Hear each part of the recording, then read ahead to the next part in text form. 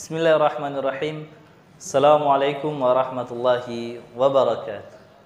Asyhadu an la ilaha illallah wahdahu la syarikalah wa asyhadu anna Muhammadan abduhu wa rasuluhu la nabiyya ba'da amma ba'd.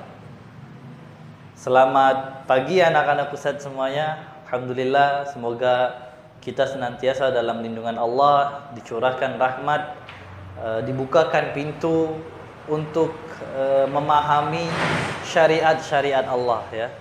Untuk itu kita belajar di sini, kita belajar tentang agama kita agar Allah angkat derajat kita. Amin ya rabbal alamin. Baik. Kita kembali lagi bersama Ustaz Agil dalam materi pelajaran jarak jauh ya. Nah, ini mapel pendidikan agama Islam.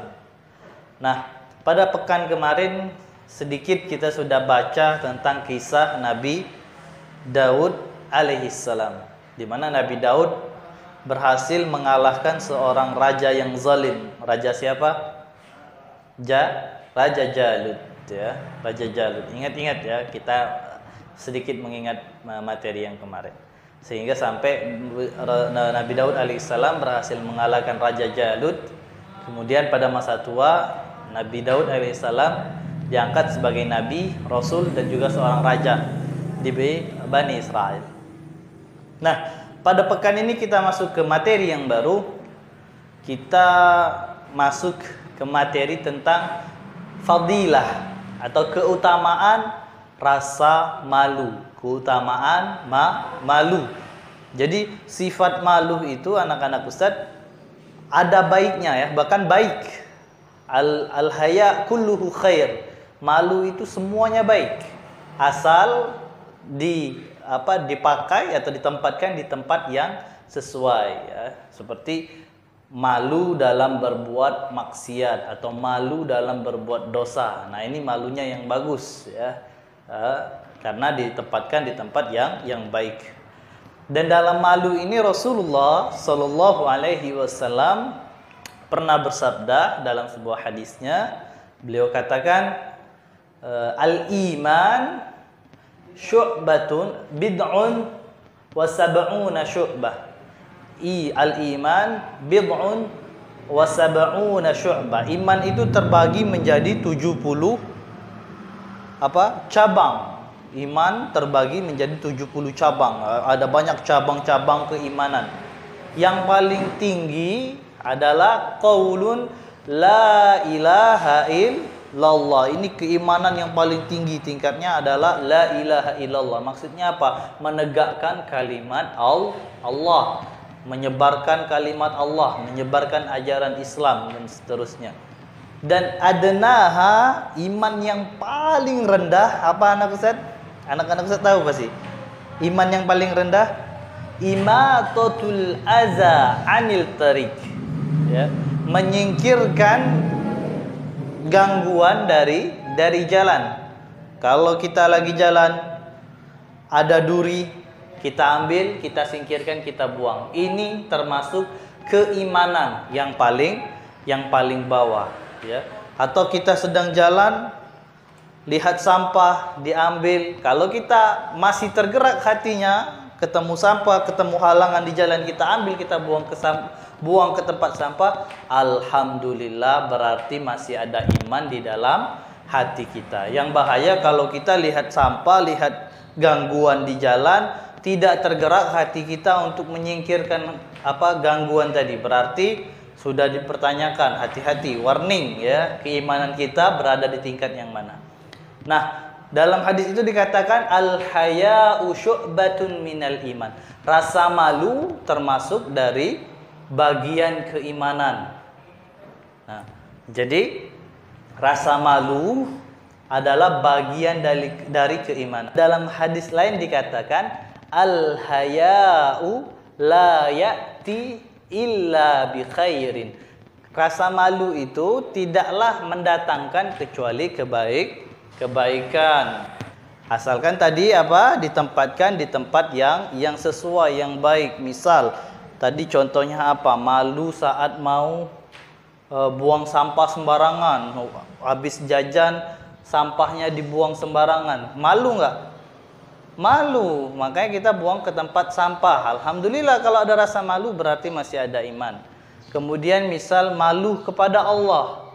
Saat azan berkumandang, Allahu Akbar, Allahu Akbar. Kita masih sibuk apa? Main HP atau kita masih sibuk dengan pekerjaan. Malu saat itu. Karena Allah memanggil tapi tidak didengarkan. Nah, ini malu yang baik. Ada juga malu yang kurang baik. Malu yang tidak sesuai dengan syariat. Seperti apa? Malu untuk belajar. Nah, ini yang satu ya, contoh yang salah ya. Salah satu contoh yang salah. Kenapa harus malu untuk belajar? Ya, karena belajar itu adalah ibadah, maka kita tidak boleh malu saat belajar. Misal ditanya ustadznya, "Hei, fulan, jawab pertanyaan dari ustadz." "Oh, enggak mau ustadz, malu." Nah, ini contoh malu yang salah. Atau disuruh maju sama ustadznya ke depan, "Ayo, fulan, maju ke depan, hafalan surat."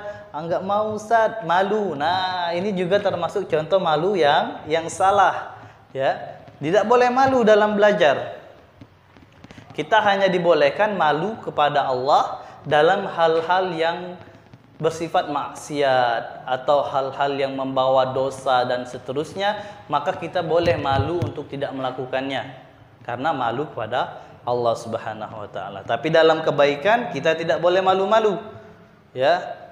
Kalau disuruh diperintahkan sesuatu yang baik, sesuatu yang bagus diperintahkan oleh ustazahnya atau di rumah kita diperintahkan oleh ayahnya, oleh ibunya, maka kita harus lakukan, kita harus turuti, ya. Jangan kita malu, malu disuruh mamanya atau malu disuruh ayahnya. Ini salah. Justru kita malu kalau tidak kita jalankan perintahnya. Padahal kita bisa untuk melakukannya.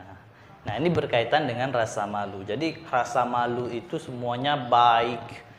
Tapi tetap jangan sampai keliru. Hanya kita diperbolehkan malu pada hal-hal untuk melakukan dosa seperti itu. Tapi dalam melakukan ketaatan, melakukan ibadah kepada Allah, dalam belajar, dalam kehidupan sehari-hari menjalankan syariat, kita tidak boleh malu. Nah, berkaitan juga dengan mematuhi perintah orang tua tadi ya. Karena ridho orang tua itu di situ ada ridha Allah. Kalau orang tua kita murka, marah, di situ juga ada murkanya Allah, marahnya Allah ya. Maka kalau orang tua kita tadi perintahkan yang baik, misalnya ayah ibunya suruh bangun pagi nak, sholat. Nah, ini harus kita laksanakan. Bangun pagi-pagi, segera kerjakan sholat, karena orang tua di sini mengingatkan ya, ayah ibunya mengingatkan untuk segera beribadah. Justru kalau kita tidak ikuti 2 kali kita kena dosanya. Membantah orang tua, tidak mengikuti perintah Allah. Nah, awas ya anak-anak Ustadz. Maka dari itu boleh kita mulai sekarang terapkan rasa malu dalam diri kita. Malu untuk berbuat maksiat, malu untuk berbuat dosa, malu untuk buang sampah sembarangan, malu saat kita tidak belajar, malu kalau kerjanya cuma main, tugas sekolahnya tidak dikerjakan, malu kalau tidak sholat, malu kalau tidak puasa, dan malu-malu yang lainnya. Tapi jangan sampai malu-maluin ya. Boleh malu tapi jangan sampai malu-maluin. Yang malu-maluin itu gimana Ustaz? Yang malu-maluin buang sampah sembarangan. Nah, ini malu-maluin. Perintah Allah tidak dilaksanakan, sholat ditinggalkan, belajar baca Al-Quran ditinggalkan. Nah, ini sifat semua yang salah, yang malu-maluin dan harus ditinggalkan.